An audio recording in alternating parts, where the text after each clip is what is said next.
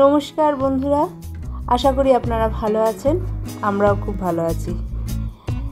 রথিস ডায়েরির আন্দামান স্টোরিতে আজ আমরা যাব চিড়িয়াটাপু।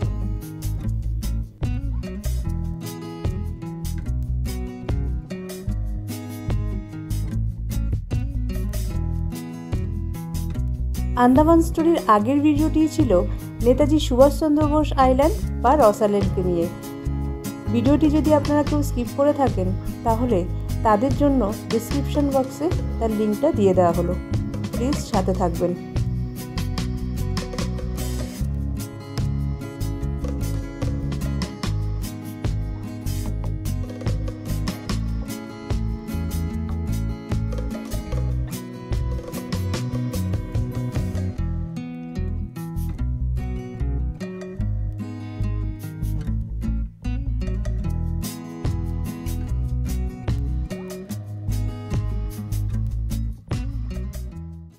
দুপুরের লাঞ্চ কমপ্লিট করে আমরা চললাম চিড়িয়াটাপুর উদ্দেশ্যে। এখানে বলে রাখা ভালো, এই জায়গায় পৌঁছাতে পাবলিক ট্রান্সপোর্ট আছে, তেমন এখানে পাওয়া যায় স্কুটি ভাড়া।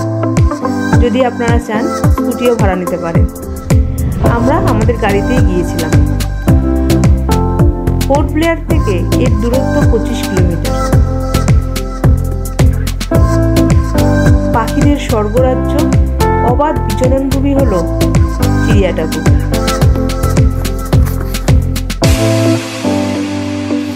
আমরা ঢুকছি চিড়িয়াটাপুর সানসেট পয়েন্টে। তবে বলে রাখি, এখান থেকে মুন্ডা পাহাড় ট্রেক করেও যাওয়া যায়, কিন্তু বয়স্কদের সাথে নিয়ে যাওয়ার জন্য আর সময় না থাকার জন্য আমরা সেখানে যেতে পারিনি। এখানে পৌঁছে আমাদের অসাধারণ পাওনা ছিল কাচের মতন পরিষ্কার জল। এখানে সমুদ্র আহ্বান জানায় তার ঢেউয়ের মাধ্যমে। চারিদিকে অসম্ভব সুন্দর দৃশ্য। কথা না বাড়িয়ে চলুন সৌন্দর্য উপভোগ করি।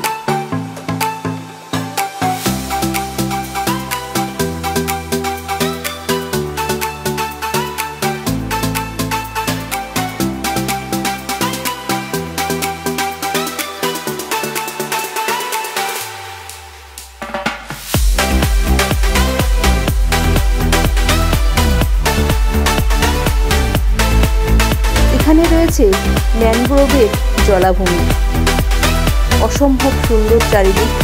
শোনা যায় নাকি এখানে কোনো এক সময় কুমিরেরও দেখা মিলেছিল। অপূর্ব সুন্দর চারিদিক। ভিডিওটির সাথে থাকবেন।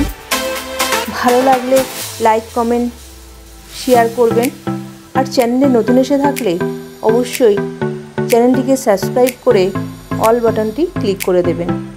আর আপনারা সাথে থাকলে নতুন নতুন ভিডিও করার জন্য উৎসাহ পাই।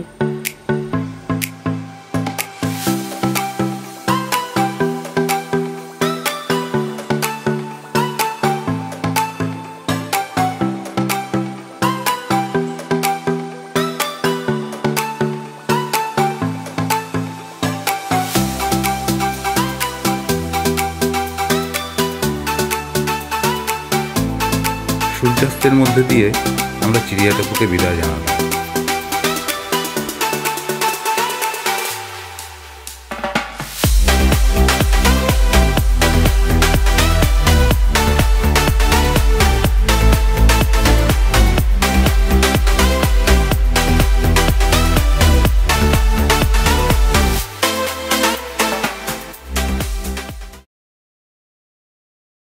আন্দামান স্টোরির পরের পার্টে আপনাদের নিয়ে যাব আন্দামানের ফ্ল্যাগ হোস্টিং পয়েন্টে।